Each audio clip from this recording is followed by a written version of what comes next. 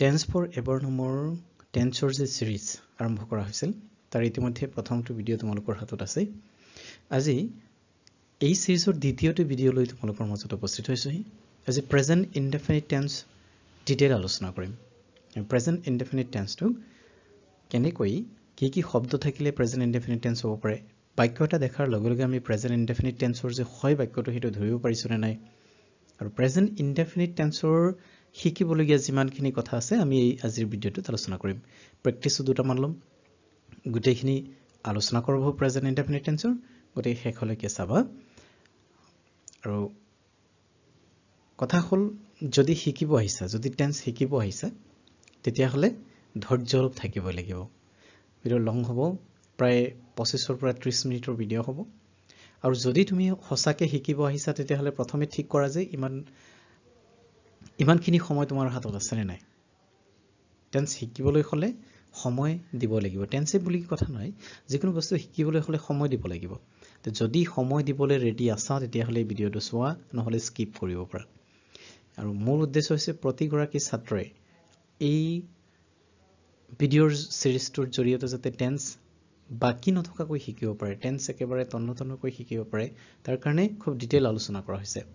যিসকলে টেন্স জানাও তেওঁলোকে যদি আকৌ এই ডিটেইল আলোচনাখিনি শুনা তেতিয়াহলে তোমালোকৰ কি হ'ব সেই মাজে মাজে পাহৰি যোৱাখিনি আকৌ মনলৈ আহিব নাইবা যিবিলাক খুটি নাটি থাকি গৈছিল সেইখিনিও ঘূৰি আহিব গতিকে সকলোলৈকে ক'ব খুজিছো তোমালোকে ভিডিওটো শেষলৈকে চাবা মন দি চাবা আৰু টেন্স যেহেতু মই প্ৰতিশ্ৰুতি দিছো যে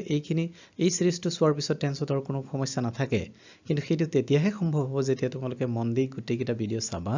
গোটেইখিনি ভিডিও চাবা এবাৰ বুজি নাপালে দুবাৰ চাবা যদি হসাকে শিকিব খুজিছা তেতিয়া হলে সময় দিব লাগিব টেন্সত ঠিক আছে আমি আজি প্ৰেজেন্ট ইনডেফিনিট টেন্স ডিটেইল আলোচনা আৰম্ভ কৰো ইতিমধ্যে তোমালোকে এই চাৰ্টটো দেখিছাই আগৰ ভিডিওটো দিয়া হৈছিল প্ৰেজেন্ট ইনডেফিনিট টেন্সৰ ইউজেছ বুলি কৈ এই ভিডিওটো দিয়া হৈছিল ইয়াত কি কৰা হৈছে চোৱা এই যে সাবজেক্ট মানে কি বাক্য এটা সাবজেক্ট থাকিব পাৰে মানে সাবজেক্ট প্ৰায় বাক্যতে থাকে ইম্পাৰেটিভ সেন্টেন্স বাদ দি বাকিখিনি বাক্য সাবজেক্ট থাকিব ভাৰ্ব নোহোৱাকে কোনো বাক্য হ'ব নোৱাৰে আৰু অবজেক্টটো থাকিব পাৰে অবজেক্টটো কম্পালসৰি নহয় ইন্ট্ৰানজিটিভ ভাৰ্ব যদি থাকে তাত অবজেক্ট না থাকিব পাৰে হয় সাবজেক্ট ভাৰ্ব অবজেক্ট থকাকৈ বাক্য আমি দুটামান যোৱা ভিডিওটো আলোচনা কৰিছিলো আজি আকৌ মনত পেলাই দিছো সো সাবজেক্ট যদি আই হয় মানে ফাৰ্স্ট পাৰসনৰ যদি সাবজেক্ট হয় ফাৰ্স্ট পাৰসন সাবজেক্ট হলে কি হ'ব প্ৰেজেন্ট ইনডেফিনিট টেন্সত ভাৰ্বৰ যেটো B1 ফৰ্ম আছে ভাৰ্বৰ যেটো 1 ভাৰ্ব 1 এই ফৰ্মত কি হ'ব s বা es যোগ নহয়বা আমি s বা es ব্যৱহাৰ কৰিব না লাগিব মানে কি সাবজেক্টৰ লগত হেই ভাৰ্বত প্ৰেজেন্ট ইনডেফিনিট টেন্সত যে আমি কৈছো যে ভাৰ্বৰ লগত B1 ৰ লগত s বা es যোগ হয় কেতিয়া হয় যেতিয়া বাক্যটো থাৰ্ড পাৰসন বাক্যটোৰ সাবজেক্ট যেতিয়া থাৰ্ড পাৰসন সিঙ্গুলাৰ নম্বৰ হ'ব তেতিয়াহে s বা es ৰ কথা আহিব তাৰ আগত s বা es যোগ কৰাৰ কোনো প্ৰয়োজন নাই যেনে এটো সাবজেক্ট আই ফাৰ্স্ট পাৰসন গতি ইয়াত আমি ৰিড লিখিছো s বা es যোগ কৰা নাই অবজেক্টটো আছে we to second we first person plural number ইতিমধ্যে তোমালোকে পারসন বুজি যায় নহয় জানো তেতাতো আমাৰ s বা es যোগ কৰাৰ প্ৰয়োজন হোৱা নাই অবজেক্ট আছে you to second person গতি second personতো আমাৰ কি নালাগে s বা es ৰ প্ৰয়োজন নাই v1 থাকিলে হ'ব আৰু অবজেক্ট আছে কিন্তু যদি বাক্যটোৰ subject third person singular number হয় যেনে the man তেতিয়া কি হ'ব ভাৰ্বত s যোগ হ'ব ভাৰ্বত কোনটো ভাৰ্বত s যোগ হ'ব কোনটোত es যোগ হ'ব এটো ইতিমধ্যে তোমালোকে নিশ্চয় জানাই চাগে নাই জানো এটো কিছুমান নিয়ম আছে আৰু অবজেক্ট ইয়াত থাকে তাৰ পিছত আকৌ যদি আমি চাওঁ যে থাৰ্ড পাৰসন প্লুৰাল নম্বৰ এটো ওপৰটো থাৰ্ড পাৰসন সিঙ্গুলাৰ নম্বৰ আছিল অকল থাৰ্ড পাৰসন সিঙ্গুলাৰ নম্বৰত কি হ'ব ভাৰ্বত s বা es যোগ হ'ব প্ৰেজেন্ট ইনডেফিনিট টেন্সত বাকি কোনো নম্বৰ পাৰসনত s বা es যোগ নহয় দেইটো থাৰ্ড পাৰসনে হয় কিন্তু থাৰ্ড পাৰসন প্লুৰাল নম্বৰ যাৰ বাবে ভাৰ্বত s বা es যোগ হোৱা নাই আৰু অবজেক্ট থাকিব ঠিক আছে টেন্সৰ মাষ্টাৰ টেন্স টেবুলটো ইতিমধ্যে তোমালোকে প্ৰথম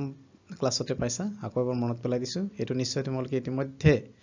শিকিছাই নহয় জানো এইটো শিকি ল'ব লাগিব এইটো শিকাৰ পিছতহে টেন্সত তোমালোকৰ আৰু সমস্যা নাথাকিব নথকাৰ প্ৰথম ষ্টেপটো হৈছে এই টেবুলটো শিকা ঠিক আছে আজি আমি আলোচনা কৰিবলগীয়া বিষয়টো হৈছে এইখিনি এই টেবুলৰ মাত্ৰ এইখিনিহে লাগিব বাকিখিনি নালাগে কোনখিনি প্ৰেজেন্ট ইনডেফিনিট টেন্স মাত্ৰ এইখিনি লাগিব বাকিখিনি আমাৰ নালাগে প্ৰেজেন্ট ইনডেফিনিট টেন্স এই প্ৰেজেন্ট ইনডেফিনিট টেন্সত কি কৰা হৈছে বাক্যটোত ডু বা ডাজ দেখুওৱা হৈছে ডু বা ডাজ যদি কোৱেশ্চন প্যাটাৰ্ন হয় যদি প্ৰশ্ন হয় তেতিয়া প্ৰশ্ন প্যাটাৰ্ন বিলাকত আমাৰ ডু বা ডাজ ব্যৱহাৰ হয় প্ৰেজেন্ট ইনডেফিনিট টেন্সত ডু প্ৰশ্ন নহলেও এমফেসিছত ডু ব্যৱহাৰ কৰা হয় আৰু এইখিনি ডু বা ডাজ নাথাকিলেও v1 যদি থাকে ইতিমধ্যে আমি বাক্য পাই আহিছো নহয় ডু বা ডাজ নাথাকি v1 যদি থাকে তেতিয়াহলে বাক্যটো প্ৰেজেন্ট ইনডেফিনিট টেন্সৰ হ'ব নাইবা ডু বা ডাজ নাথাকি ভাৰ্বত v1 ত যদি s বা es ও থাকে তথাপি বাক্যটো প্ৰেজেন্ট ইনডেফিনিট টেন্সৰেই হ'ব হয়নে আমি নেক্সট স্লাইডলৈ যাম ইয়াত সেইখিনি কথাকে ভালকৈ কোৱা হৈছে এই ঘৰটো হৈছে সিঙ্গুলাৰ নাম্বাৰৰ ক্ষেত্ৰত এই ঘৰটো হৈছে গোটেই সিঙ্গুলাৰ নাম্বাৰৰ ক্ষেত্ৰত হয়নে সিঙ্গুলাৰ নাম্বাৰ থাকিলে সাবজেক্টটো যদি সিঙ্গুলাৰ নাম্বাৰ থাকে তেতিয়াহলে আমাৰ কি হ'ব প্ৰেজেন্ট ইনডেফিনিট টেন্সত সিঙ্গুলাৰ নাম্বাৰ এটো ফাৰ্স্ট পাৰসন সিঙ্গুলাৰ নাম্বাৰ হৈছে আই তোমালোকে নিশ্চয় মনত আছে নহয় পাৰসন কি কৈছিলো পাৰসন তিনি প্ৰকাৰ কি আছিল first person second person third person আৰু তিনিটা শব্দ মনত ৰাখিব দিছিলো I, you আৰু we এই তিনিটা শব্দ মনত ৰাখিব দিছিলো এই তিনিটা শব্দৰ বাহিৰে I, we আৰু you এই তিনিটা শব্দৰ বাহিৰে পৃথিৱীত যিমান বস্তু আছে গোটেইখিনি থাৰ্ড পাৰসন বুলি কৈছিলো মনত আছে গতিকে I টো হৈছে ফাৰ্স্ট পাৰসন আৰু এই ঘৰটো কি সিঙ্গুলাৰ নাম্বাৰ এই ঘৰত যিমান আছে সব singular number first person singular number হলে ভাৰ্বত কি হ'ব আমাৰ ফাৰ্স্ট পাৰসন সিঙ্গুলাৰ নাম্বাৰ হলে ভাৰ্বত কি হ'ব এটো ভাৰ্ব গো ভাৰ্বত s বা e যোগ নহয় সেকেন্ড পারসন ইউ থাকিলে কি হ'ব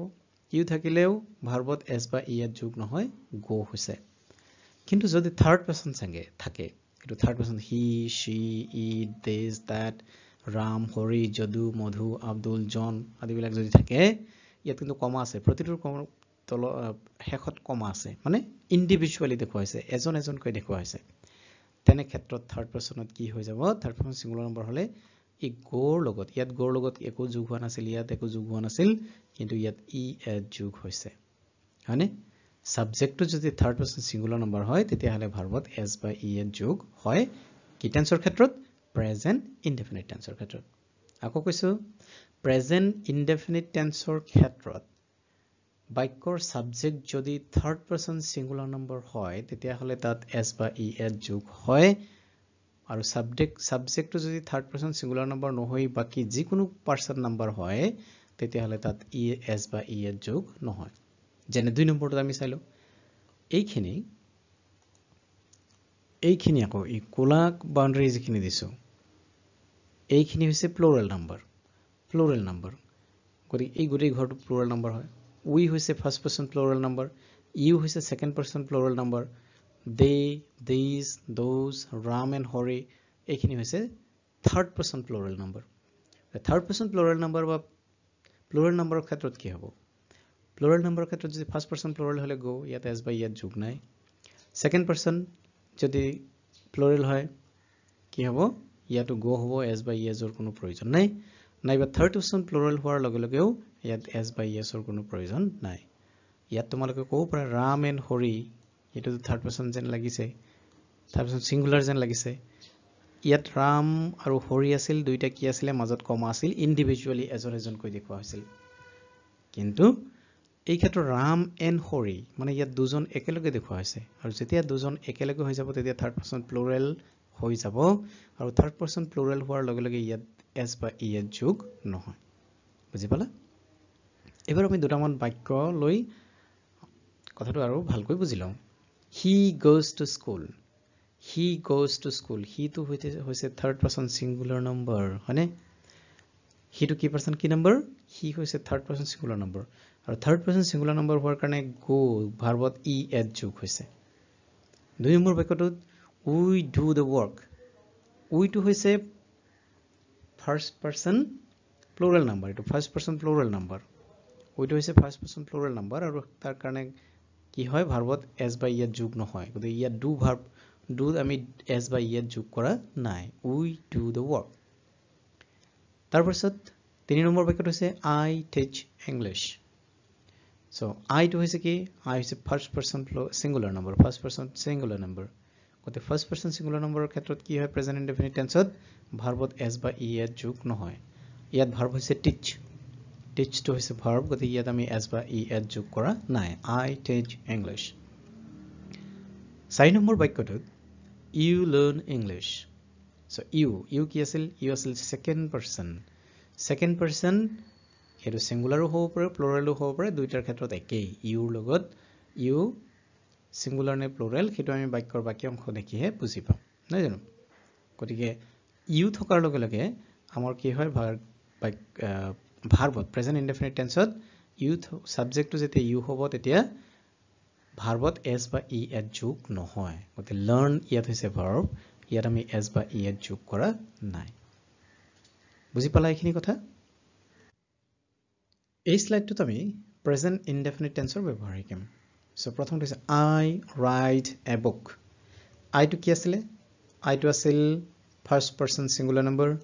ফাৰ্ষ্ট পাৰসন সিঙ্গুলাৰ নম্বৰ থকাৰ লগে লগে আমাৰ ভাৰ্বত এছ বা ই এত যোগ হোৱা নাই v1 হৈ আছে অকল এ বুক অবজেক্টটো আছে এইখিনি কৰ পৰা আহিছিলে এইখিনিৰ বাবে আমাৰ এইখিনি নিয়ম লাগিছিল প্ৰেজেন্ট ইনডেফিনিট টেন্সৰ হয়নে ইয়াত v1 হৈ গল অকল v1 ব্যৱহাৰ হৈছে এছ বা es নাই আৰু 2 নম্বৰ আৰু এটা বাক্য তলত চোৱা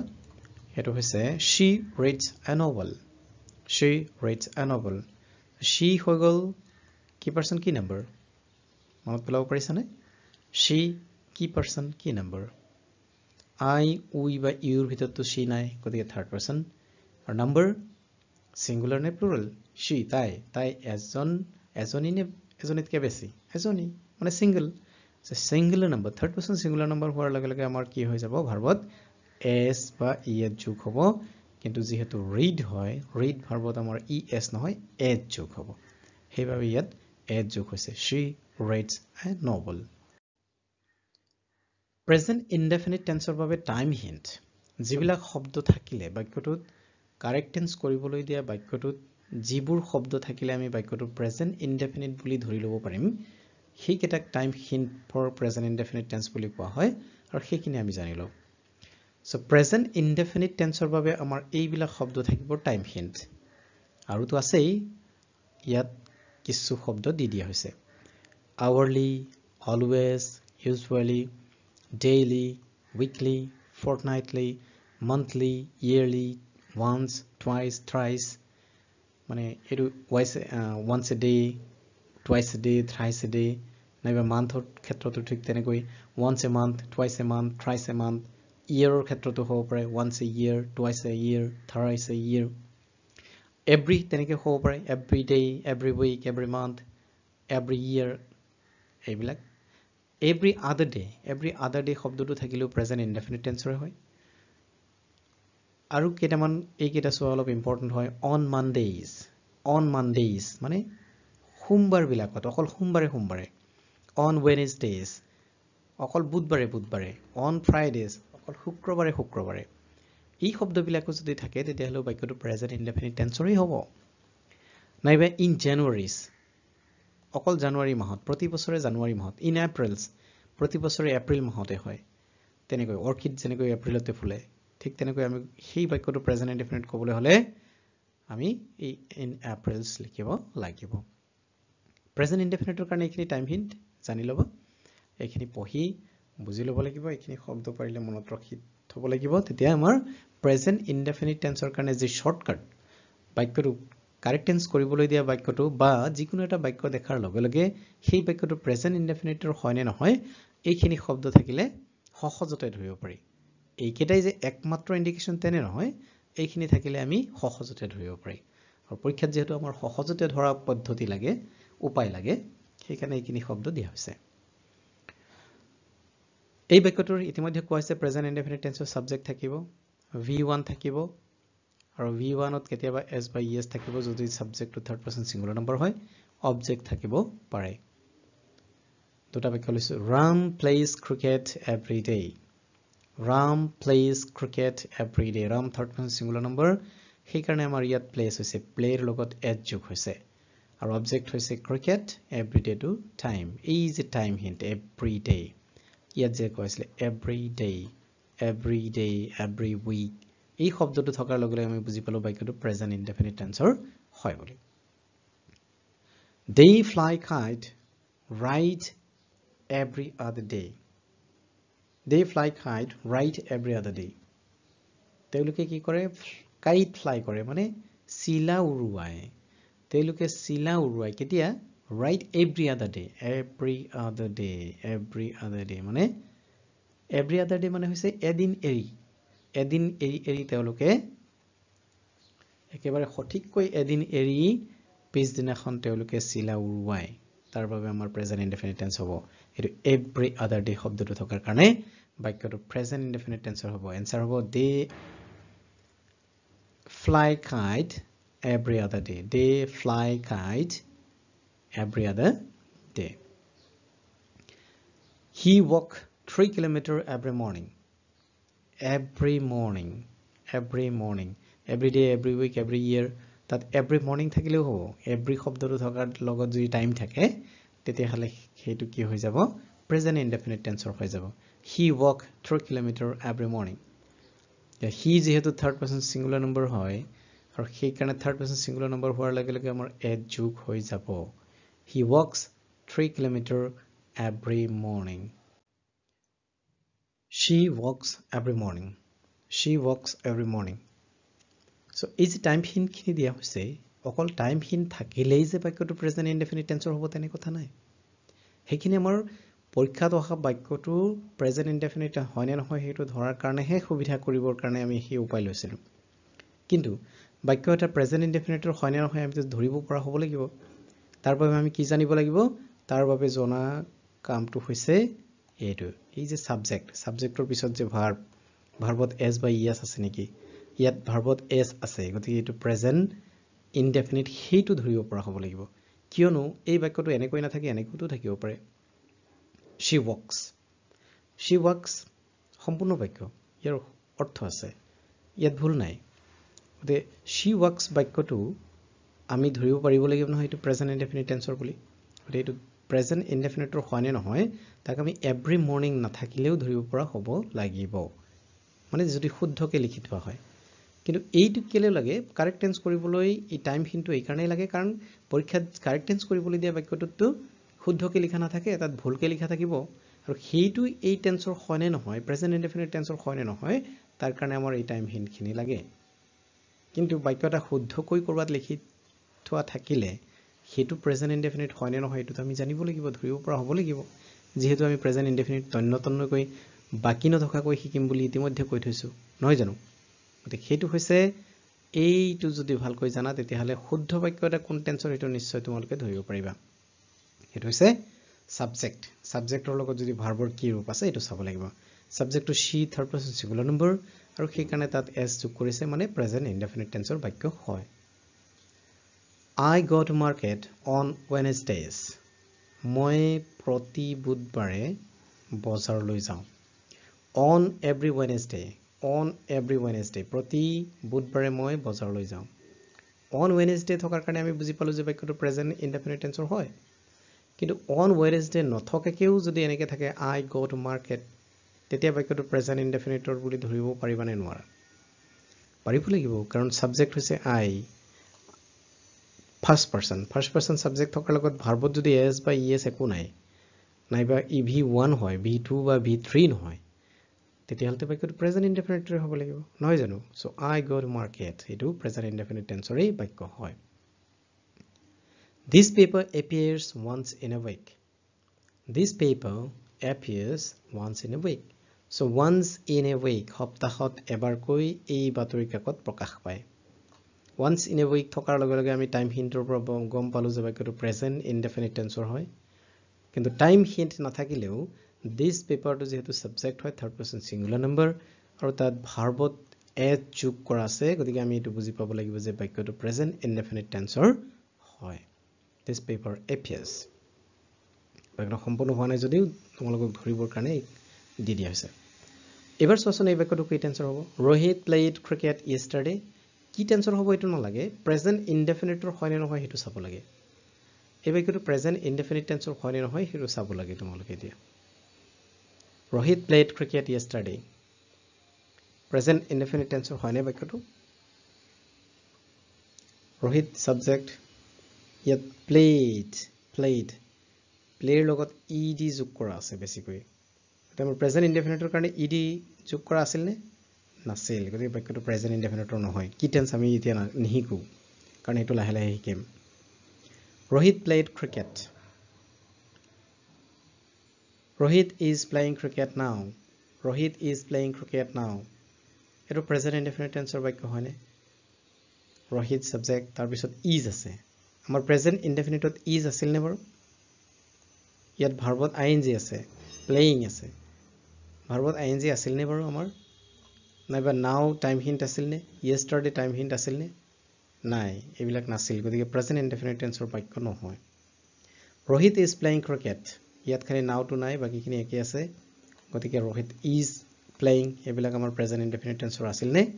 নাছিল Rohit plays cricket every day Rohit plays cricket every day Rohit subject verb play ইয়াত এড যোগ কৰা আছে cricket every day এটো প্ৰেজেন্ট ইনডেফিনিট টেন্সৰ বাক্য হয়নে হয়নে নহয় যেহেতু সাবজেক্টটো third person singular number Rohit আৰু তাত ভাৰ্বত এড যোগ কৰা আছে মানে বাক্যটো প্ৰেজেন্ট ইনডেফিনিট টেন্সৰ হয় Rohit plays cricket ইয়াত যেনিবা everyday টাইম হিন্টটো আছিল ইয়াত everyday টাইম হিন্টটো আছিল ইয়াত টাইম হিন্ট নাই everyday শব্দটো নাই হেকাৰণে কি প্ৰেজেন্ট ইনডেফিনিট নহব নেকি হ'ব Rohit plays ইয়াতে আমি গম পালো বাক্যটো প্ৰেজেন্ট ইনডেফিনিট টেন্সৰ হয় বুলি ধৰি পৰিছা কি ক'ব বিচাৰিছো মই এবাৰ আমি কেটামান বাক্যৰ টেন্স ধৰিবলৈ যত্ন কৰিম She practices dance every morning এই বাক্যটো কি টেন্সৰ হয় She practices dance every morning কি টেন্সৰ ধৰি পৰিছা নে বাক্যটো কি টেন্সৰ হ'ব পাৰে She subject She third person singular number practice শব্দটোত s লগোৱা আছে practice ভাৰ্বটোত s লগোৱা আছে আৰু ইয়াৰ লগতে every morning time হিন্টটো আছে গতে বাক্যটো হৈ যাব present indefinite tense হয়নে present indefinite tense দুই নম্বৰ বাক্যটো চাও he practices cricket so ইয়াত he to subject হয় third person singular number practice ত s আছে গতে you present indefinite tense হয় I like coffee কি টেন্সৰ হ'ব I to subject third person first person হয় first person লগত যেতিয়া ভাৰ্বত s বা es ed একো না থাকে আৰু v1 থাকে তেতিয়া বাক্যটো প্ৰেজেন্ট ইনডেফিনিট টেন্স হয় once again present indefinite she is taking coffee so is আছে আৰু ভাৰ্বত ing আছে প্ৰেজেন্ট ইনডেফিনিটত আছিল নে বাৰু is বা ভাৰ্বৰ লগত ing নাছিল গতে বাক্যটো প্ৰেজেন্ট ইনডেফিনিট টেন্সৰ নহয় এটো প্ৰেজেন্ট ইনডেফিনিট টেন্সৰ নহয় they have gone they to third person plural number subject কিন্তু তাৰ লগত have আছিল নে বাৰু প্ৰেজেন্ট ইনডেফিনিট টেন্সত নাইবা এটো go to সো gone লিখা আছে মানে v3 গতে v3 তো আমাৰ আছিল নে প্ৰেজেন্ট ইনডেফিনিটত নাছিল গতে ইটো প্ৰেজেন্ট ইনডেফিনিট টেন্সৰ বাক্য নহয় Ram and Abdul talk in English so Ram and Abdul third person plural number থকাৰ লগতে ভাৰ্বত কি নাই s by es একো নাই মানে v1 হৈ আছে যদি v1 হয় s by es নাথাকে তেতিয়া হলে বাক্যটো কি হ'ব প্ৰেজেন্ট ইনডেফিনিট টেন্সৰ হ'ব গতে ইটো হয় প্ৰেজেন্ট ইনডেফিনিট টেন্সৰ হয় She speaks good English so yet she subject third person singular number তাৰ লগতে speak verb টোত s আছে গতিকে এইটো প্ৰেজেন্ট ইনডেফিনিট টেন্সৰ হয় এতিয়া তোমালোকে ধৰিব পাৰিছা নহয় প্ৰেজেন্ট ইনডেফিনিট টেন্সৰ বাক্যবিলাক কেনেকুৱা হয় নিশ্চয় ধৰিব পাৰিছা ইতিমধ্যে যেহেতু আমি বাক্যবিলাক কোন টেন্সৰ হয় সেইটো ধৰা শিকিলো আৰু প্ৰেজেন্ট ইনডেফিনিট টেন্সৰ বহুখিনি কথা শিকিলো এবাৰ আমি কেইটামান বাক্য শুদ্ধ কৰো কাৰেক্ট কৰো ইয়াত লিখা আছে প্ৰথমটো বাক্য I usually go to bed at 10 o'clock I usually go to bed at 10 o'clock মই প্ৰতিদিনাই usually প্ৰায়েই 10 বজাত বিছনালৈ যাওঁ বা শুব যাওঁ বাক্যটো কি টেন্সৰ হ'ব এই বাক্যটো যেহেতু শুদ্ধকৈ কৰি থোৱা নাই সেইকাৰণে টাইম হিন্টৰ প্ৰয়োজন আছে আৰু ইয়াত টাইম হিন্ট এটাও আছে usually so usually টাইম হিন্টটো কোন টেন্সৰ আছিলে প্ৰেজেন্ট ইনডেফিনিট টেন্সৰ আছিলে প্ৰেজেন্ট ইনডেফিনিট টেন্সত যেতিয়া আমি ধৰিব পাৰিলো ইতিমধ্যে ধৰিব পাৰিলো যে বাক্যটো প্ৰেজেন্ট ইনডেফিনিট টেন্সৰ হয় এইবাৰ আমি ইয়াক কাৰেক্ট কৰিব জানিব লাগিব so I subject I থকাৰ লগে লগে কি আছিল আমাৰ সহজ হৈ আছিল যে ভাৰ্বত s বা es একো যোগ নহয় ইয়াত ভাৰ্বটোই ব্ৰেকেটত থাকে ভুল হৈ থাকে তো ভাৰ্বটো go সিধা goয়ে হৈ যাব so I usually go to bed at 10 o'clock কেৱল এই ব্ৰেকেটটো উঠাই দিলে এই বাক্যটো শুদ্ধ হৈ যাব I usually go to bed at 10 o'clock ইয়াতে এই ব্ৰেকেটটো উঠাই দিয়াৰ লগে লগে বাক্যটো শুদ্ধ হৈ থাকিল Orchid bloom in Aprils Orchid bloom in Aprils April মাহত orchid ফুলে so in Aprils এই